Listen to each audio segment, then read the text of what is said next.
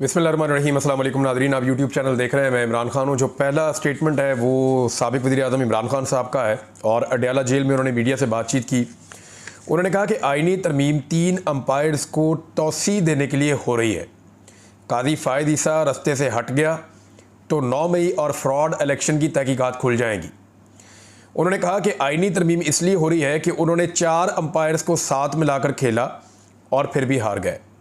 आइनी तरमीम 3 अंपायरों को तौसीह देने के लिए करनी पड़ रही है।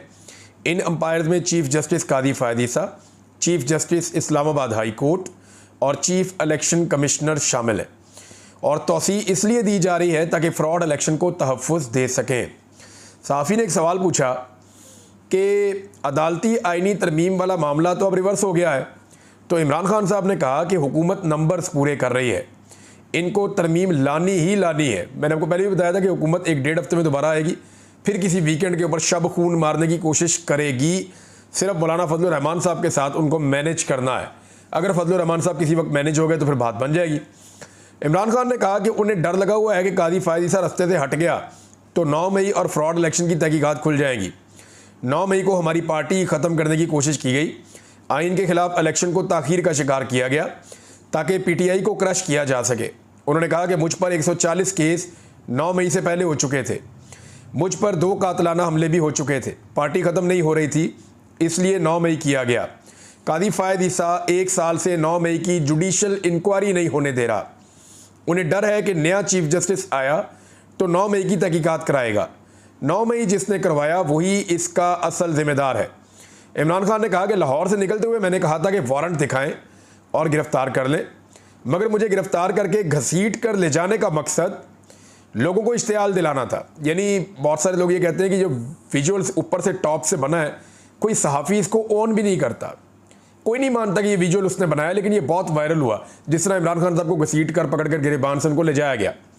उन्होंने कहा मकसद था लोगों को इश्तियाल दिलाना, जिसके बाद हर जगह की CCTV फुटेज गायब कर दी गई। इस्लामाबाद हाई कोर्ट से अगवा की फुटेज भी चोरी हो गई। चीफ जस्टिस के सामने जब 9 मई की पटिशन लगेगी तो असलियत सामने आ जाएगी। उनका कहना था कि क्रश करने के बाद 8 फरवरी का इलेक्शन करवाया गया। 8 फरवरी को जो इनकलाब आया वो उनके वहमो गुमान में भी नहीं था। 8 फरवरी को पाकिस्तान तहरीक इंसाफ बगैर लड़े जीत गई। नवाज शरीफ ने तो फतह की तकरीर तैयार की हुई थी। यास्मीन राशिद जेल में होते हुए भी जीत चुकी थी। नवाज शरीफ को 74,000 वोट डलवाए गए। 8 माह गुजर चुके हैं, इलेक्शन ट्रिब्यूनल क्यों काम नहीं कर रहे? तहरीक इंसाफ के बानी इमरान खान साहब ने कहा कि 3 चीफ जस्टिस ने हमूद रहमान कमीशन रिपोर्ट बनाई थी। हमूद रहमान कमीशन रिपोर्ट कहती है कि याया खान ने अपनी ताकत को बचाने के लिए जमहूरियत का जनाजा निकाला। अपनी ताकत बचाने के लिए मुल्क को आज दोबारा इस नहज पर लाया जा रहा है। कानून की बालादस्ती को ख़त्म किया जा रहा है। कानून की बालादस्ती के बगैर सरमायाकारी नहीं आ सकती। ये आपस में जुड़े हुए हैं। कानून की बालादस्ती होगी तो सरमायाकारी पाकिस्तान में आएगी।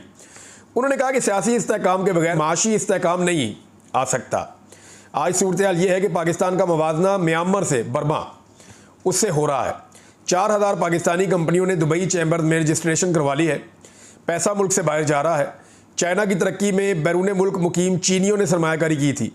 बैरून मुल्क मुकीम पाकिस्तानी असासा है। कर्ज़ों की दलदल से निकलने के लिए इनकी सरमायाकारी अहम है। बैरून मुल्क मुकीम पाकिस्तानी कानून की बालादस्ती ना होने की वजह से सरमायाकारी नहीं कर रहे। दूसरा, नवाज शरीफ, जरदारी और मोहसिन नकवी समेत तमाम बड़ों के पैसे बैरून मुल्क पड़े हैं। उनका कहना था कि फ्रॉड हुकूमत की वजह से बैरून मुल्क मुकीम पाकिस्तानी पाकिस्तान में सरमायाकारी नहीं कर रहे। मुल्क को इस्लाहात की ज़रूरत है। पाकिस्तान इसके बगैर दलदल से नहीं निकल सकता। इस्लाहात के ज़रिए अपने खर्चे को कम करना और आमदनी को बढ़ाना होता है। 8 महीने होने को आ गए हैं। हुकूमत ने कितनी रिफॉर्म्स की, कितने अखराजात कम किए। ये हुकूमत NRO की पैदावार है। हुकूमत से ना खर्चे कम हो रहे हैं, ना मुल्क में सरमायाकारी बढ़नी है। ये लोग बड़े लोगों पर बोझ नहीं डाल सकते क्योंकि वहाँ बैठे हैं माफिया। सिर्फ सुप्रीम कोर्ट से लोगों को उम्मीद है, लेकिन अब इसे भी तबाह किया जा रहा है। मातहत अदलिया और पुलिस पर किसी को एतमाद नहीं रहा। लाहौर जलसे से मुताल्लिक इमरान खान ने कहा कि लाहौर में PTI का जलसा रोकने के लिए पकड़ धक्कड़ शुरू हो चुकी है। जो भी हो जाए लाहौर का जलसा करेंगे। कौम को पैगाम देता हूँ कि लाहौर के जलसे में किश्तियाँ जलाकर निकले। इमरान खान साहब से एक सवाल पूछा गया फजलुर रहमान साहब के बारे में। इससे पहले कि मैं उस सवाल पे आऊँ, फजलुर रहमान साहब गए और असद कैसर साहब जो साबिक स्पीकर हैं और पाकिस्तान तहरीक इंसाफ के सीनियर मेंबर हैं, ये वो शख्सियत है जो पहले दिन से मौलाना फजलुर रहमान साहब को एंगेज कर रहे हैं, क्योंकि असद कैसर साहब ने पाकिस्तान तहरीक इंसाफ की जानिब से ये भांप लिया था कि कोई एक ऐसा मौका आ जाएगा जहाँ पर मौलाना फजलुर रहमान साहब की ज़रूरत पड़ सकती है। तो उन्हें आइडिया हो गया, उन्होंने एक एंगेजमेंट जारी रखी। बुरे हालात में भी मुखालफत के बावजूद उन्होंने एंगेजमेंट का एक दरवाज़ा खुला रखा, और जब मौका आया तो फिर पाकिस्तान तहरीक इंसाफ के पास ये चांस बन गया कि उन्होंने फजलुर रहमान साहब को हकीकी शक्ल दिखाई और समझाया कि जनाब हुकूमत आपको धोखा दे रही है, कोई 20 तरामीम नहीं है, ये 50 से ज़ायद है और ये आपके साथ धोखा हो रहा है, आप मुसव्वदा मंगवाइए। तो ये जनाब असद कैसर साहब को इसका क्रेडिट जाता है। फजलुर रहमान साहब जब असद कैसर साहब के घर गए डिनर के लिए, तो वहाँ पे साबिक सदर पाकिस्तान आरिफ अलवी साहब भी आए। तो फजलुर रहमान साहब ने वहाँ पे एक स्टेटमेंट दिया। सहाफ़ियों ने पूछा पहले तो जनाब आप यहाँ क्या लेने आए, तो उन्होंने कहा जी इसने मेरे से बहुत खाने खाए हैं तो मैं भी खाना खाने आ गया हूँ। ये तो लाइटर नोट में था, लेकिन फजलुर रहमान साहब ने कहा कि आईनी तरमीम पर हुकूमत का मुसव्वदा मुकम्मल तौर पर मुस्तरद करते हैं। मैं फिर दोहरा रहा हूँ, ये जुमला बहुत इंपॉर्टेंट है। फजलुर रहमान साहब ने खाना खाने के बाद कहा, रिहाइशगाह पे पहुँचने के बाद, खाना खाने के बाद उन्होंने कहा कि आईनी तरमीम पर हुकूमत का मुसव्वदा मुकम्मल तौर पर मुस्तरद करते हैं, और अब तो ये भी कह रहे हैं कि ये हमारा मुसव्वदा नहीं था। यानी हुकूमत कह रही है मुसव्वदा ये हमारा नहीं था, तो कहाँ से आ गया? पीपल्स पार्टी जान छुड़ा रही है जी हमारा इससे कोई ताल्लुक नहीं है, पड़े रखो, दूर करो हमसे।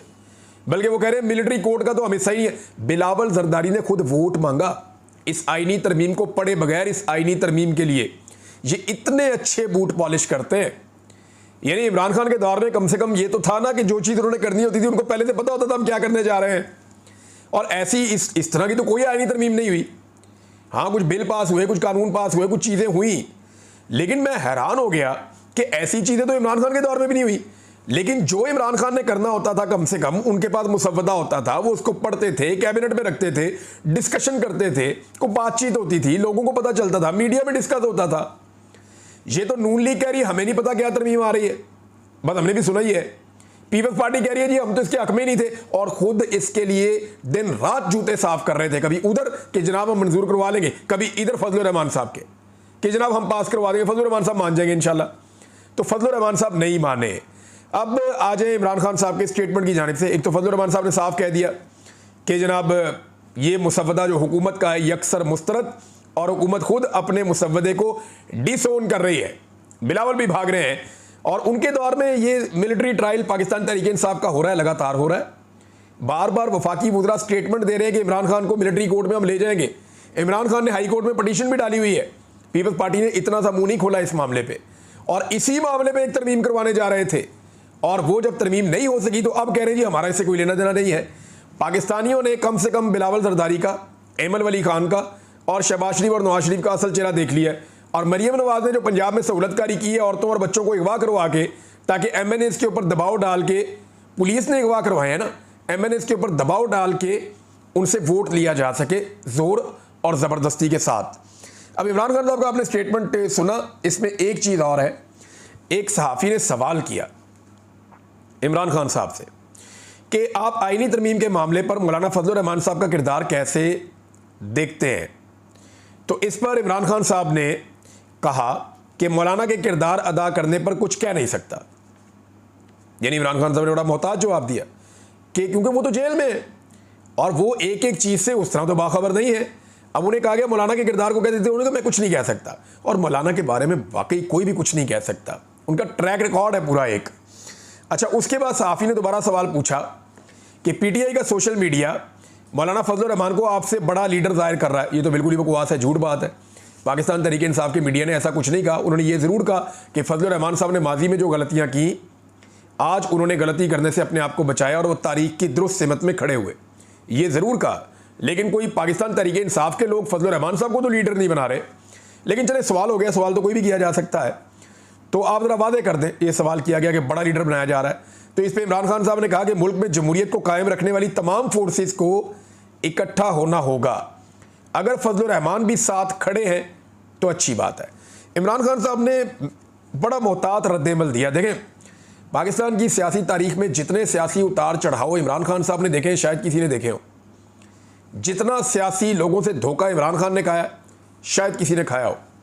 दिन रात इमरान खान साहब के पास रहने वाले, इमरान खान साहब के साथ उठने बैठने और खाने वाले, उन तमाम लोगों ने इमरान खान साहब को, बहुत सारे लोगों ने धोखा दिया।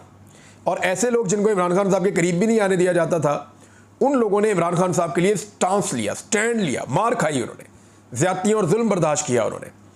तो इमरान खान साहब ने बहुत कुछ सीखा है। और अगर फजलुर रहमान साहब के बारे में वो एक मोहतात रद्द अमल दे रहे हैं तो ये बड़ी अच्छी बात है। फजलुर रहमान साहब को भी अब इसको ना ट्रिगर करने की कोशिश की जा रही है। नून लीग के कुछ सहाफ़ी जो बड़े बेचारे मायूस हैं कि फजलुर रहमान साहब ने क्यों नहीं वोट दिया, उन्होंने कहा देखे जी इमरान खान ने फजलुर रहमान की बेइज्जती कर दी। हालांकि उन्होंने एक मोहतात रद्द अमल दिया कि ठीक है, फजलुर रहमान साहब अगर साथ खड़े तो बड़ी अच्छी बात है।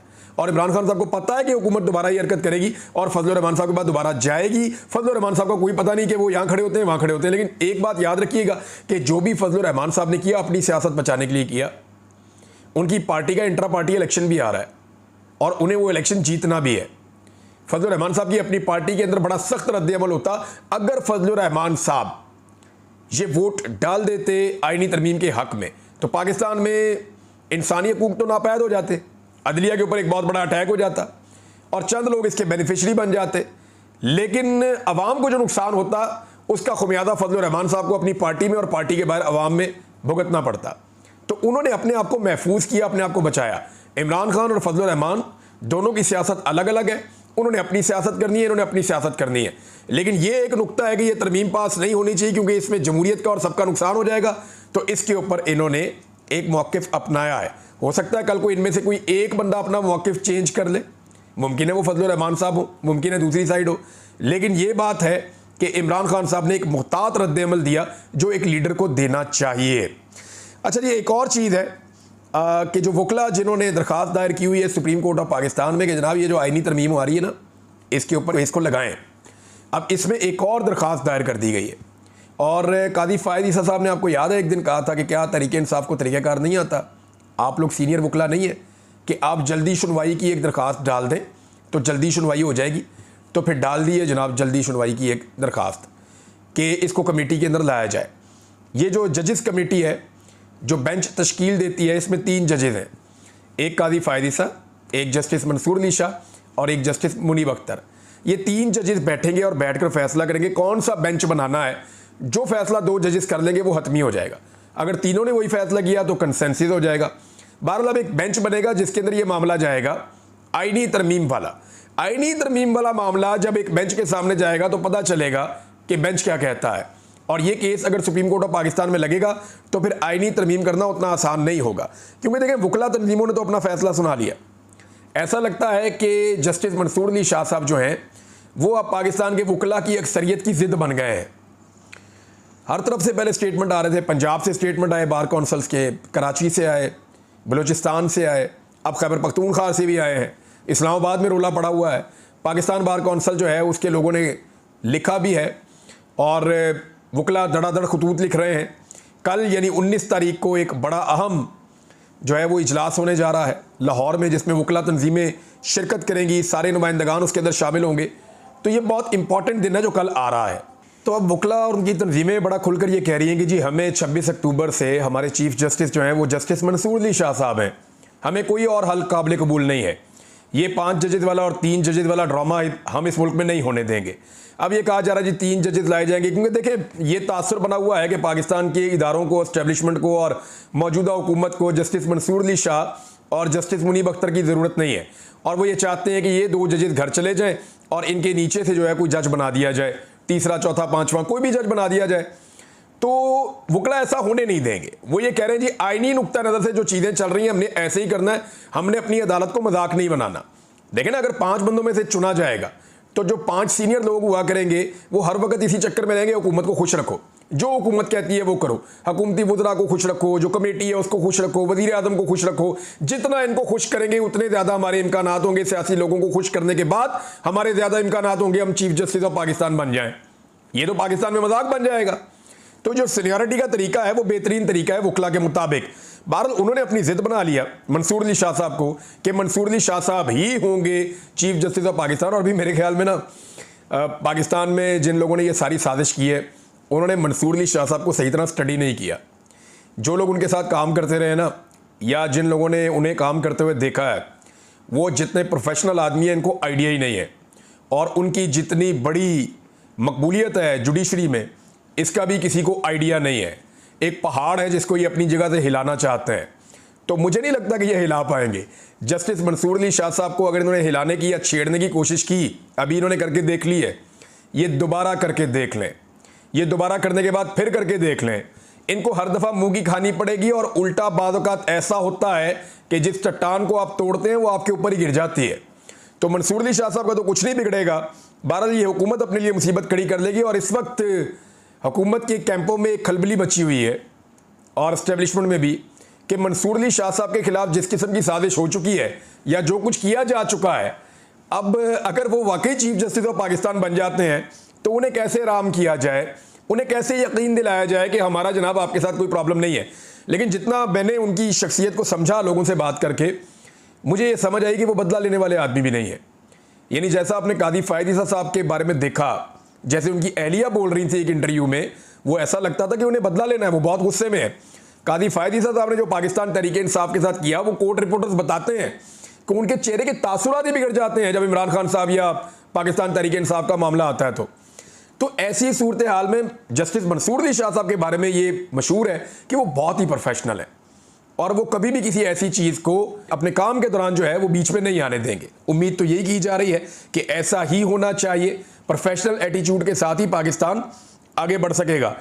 पाकिस्तान तहरीक इंसाफ ने एक और बात की, अली मोहम्मद खान साहब ने खासतौर पर बात की कि जी ठीक है, आप आईनी तरमीम करना चाहते हैं, इमरान खान साहब को तो रिहा करना पहले। अगर मुल्की वसी मफाद में आप कुछ करना चाह रहे हैं, एक आदमी को आपने बगैर केसों के जेल में रखा हुआ है, पहले तो इमरान खान साहब के केस खत्म हो गए, उनको रिहा किया जाए, उसके बाद पाकिस्तान तहरीक इंसाफ से मुशावरत कर लें, जो मुल्क के लिए अच्छा है वो आप कर लें। लेकिन वकला इसके ऊपर नहीं मान रहे कि जजेस का पैनल बनेगा उसमें से एक को बनाएंगे, नहीं, वो कहते हैं हमारा जो तरीका है वो बिल्कुल ठीक है। हाँ, अगर आपने आईनी केसेस को अलग लगाना है तो जैसे इंडिया में होता है, कई और जगहों पे होता है, आप सीनियर 5 जजेस का बेंच बना दें जो आईनी नौयत के मुकदमा जब भी आएंगे वो उनको सुन लिया करेंगे। वो पक्का एक बेंच आप बना दें, सीनियर 5 या सीनियर 7, जब भी आएगा मामला ये सुन लिया करेंगे और जब आईनी मामला नहीं होगा तो ये रूटीन का अपना काम किया करेंगे। नाज़रीन, खबरें तो ये भी रिपोर्ट हो रही है कि पाकिस्तान तहरीक इंसाफ से हुकूमत रब्ता कर रही है बातचीत करने के लिए। थोड़े दिन पहले देखें, ये हुकूमत कह रही थी तहरीक इंसाफ पे पाबंदी लगेगी, दहशतगर्द जमात है, हम इनसे बात ही नहीं करना चाहते, हम इन पे पाबंदी लगाना चाहते हैं, इन पे आर्टिकल 6 लगेगा, इनकी पार्टी हम बंद कर देंगे, बैन कर देंगे, कलअदम करार दे देंगे। आज उसी पॉलिटिकल पार्टी से वो बात करना चाहते हैं। पॉलिटिकल पार्टी ऐसे ख़त्म नहीं होती, मैंने ये सीखा। यानी इतनी फस्तायत के बाद अगर पाकिस्तान तहरीक इंसाफ ख़त्म नहीं हुई ना, तो कोई पॉलिटिकल पार्टी इतनी जल्दी ख़त्म नहीं होती, ख़ासतौर पे वो पार्टी जिसकी आवाम के अंदर जड़ें हों।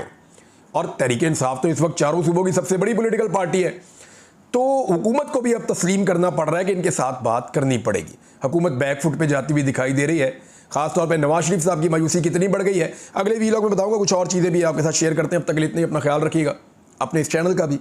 अल्लाह हाफ़िज़।